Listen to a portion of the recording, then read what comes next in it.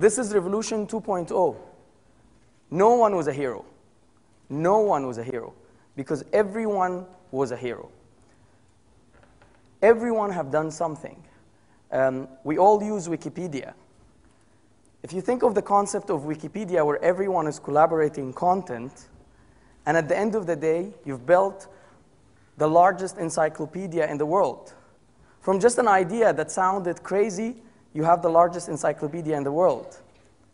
And in the Egyptian Revolution, the Revolution 2.0, everyone have contributed something.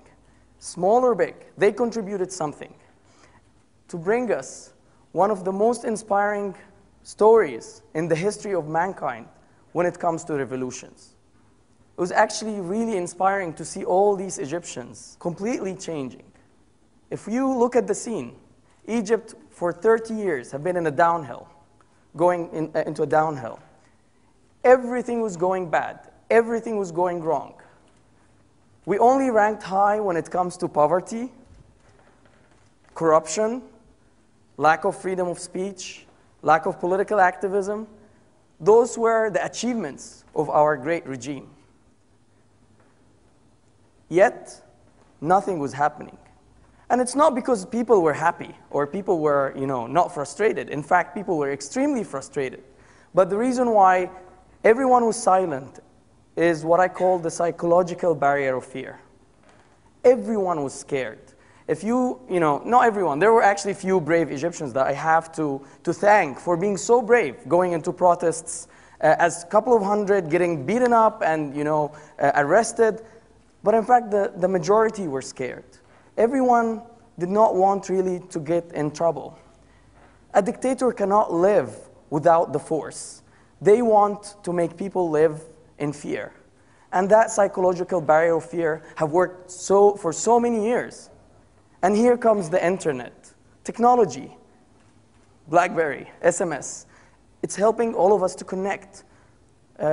Platforms like YouTube, Twitter, Facebook were helping us a lot because it basically gave us the impression that, wow, I'm not alone. There are a lot of people who are frustrated. There are lots of people who are frustrated. There are lots of people who actually share the same dream. There are lots of people who care about their freedom. They probably have the best life in the world. They are living in happiness. They are living in their villas. They're happy. They don't have problems. But they are still feeling the pain of the Egyptian. A lot of us were not really happy when we see a video of an Egyptian man who's eating the trash while others are stealing billions of Egyptian pounds from the wealth of the country. The internet has played a great role helping these people to speak up their minds, to collaborate together, to start thinking together. It was an educational campaign. Khalid Saeed was killed in June 2010. The photo, I still remember the photo. I still remember every single detail of that photo. The photo was horrible. He was tortured, brutally tortured to death. But then what was the answer of the regime? He choked on a pile of hash. That was their answer. He's a criminal. He's someone who, escaped from all these bad things. But people did not relate to this. People did not believe this. Because of the internet, the truth prevailed. And everyone knew the truth. And everyone started to think that this guy can be my brother. He is a middle-class guy. His photo was remembered by all of us. A page was created. An anonymous administrator was basically inviting people to join the page, and there was no plan. We didn't know what are we going to do. I don't know. In few days, tons of thousands of people were there, angry Egyptians who were asking the Ministry of Interior Affairs, enough, get us, get those who killed this guy to just bring them to justice. But of course, they don't listen. It was an amazing story how everyone started feeling the ownership. Everyone was an owner in this page. People started contributing ideas. In fact, one of the most ridiculous ideas was, hey, let's have a silent stand. Let's get people to go in the street, face the sea, their back to the street, dressed in black, standing up silently for 1 hour, doing nothing, and then just leaving, going back home. For some people, that was like, wow, silent stand, and next time it's going to be vibration. You know, people were making fun of the idea. But when actually people went to the street, the first time it was thousands of people in Alexandria. It felt like it was amazing. It was great because it connected people from the virtual world, bringing them to the real world, sharing the same dream, the same frustration, the same anger, the same desire for freedom. And they were doing this thing. But did the regime learn anything? Not really. They were actually attacking them. They were actually abusing them, despite the fact on how peaceful these guys were. They were not even protesting. And things have developed until the Tunisian revolution. But this whole page was again managed by the people. In fact, the anonymous admin job was to collect the ideas, help people to vote on them, and actually tell them what they are doing. People were taking shots and photos. People were reporting violations of human rights in Egypt. People were suggesting ideas. They were actually voting on ideas. And then they were executing the ideas. People were creating videos. Everything was done by the people to the people. And that's the power of the internet. There was no leader. The leader was everyone on that page.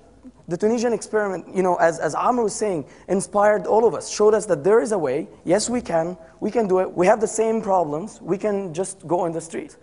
And when I saw the street on the 25th, I went back and said, Egypt before 25th is never going to be Egypt after 25th. The revolution is happening. This is not the end. This is the beginning of the end. I was detained on the 27th night. One day, you know, thank God I announced the locations and everything, but then they detained me. And I'm not going to talk about my experience because this is not about me.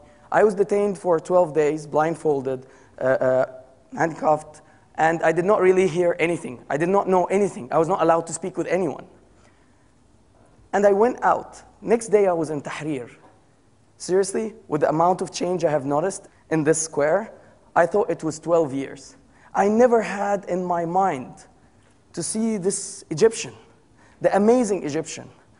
The fear is no longer fear. It's actually strength. It's power. People were so empowered. It was amazing how everyone is so empowered and now asking for their rights. Completely opposite. Extremism became tolerance.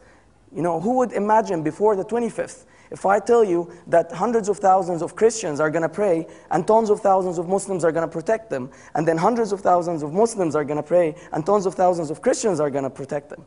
This is amazing. All the stereotypes that the regime were trying to put on us through their so-called propaganda or mainstream media are proven wrong. This whole revolution showed us how ugly such a regime was, and how great and amazing the Egyptian man, the Egyptian woman, how simple and amazing these people are whenever they have a dream. When I saw that, I went back and I wrote on Facebook. And that was a personal belief. Regardless of what's going on, regardless of the details, I said that we are going to win. We're going to win because we don't understand politics. We're going to win because we don't play their dirty games. We're going to win because we don't have an agenda. We're going to win because the tears that comes from our eyes actually come from our hearts. We're going to win because we have dreams. We're going to win because we are willing to stand up for our dreams. And that's actually what happened. We won, and that's not because of anything, but because we believed in our dream. The winning here is not, you know, the whole details of what's going to happen in the political scene. The winning is the winning of the dignity of every single Egyptian. I had this taxi driver telling me, listen, I am breathing freedom. I feel that I have dignity that I have lost for so many years. For me, that's winning, regardless of all the details.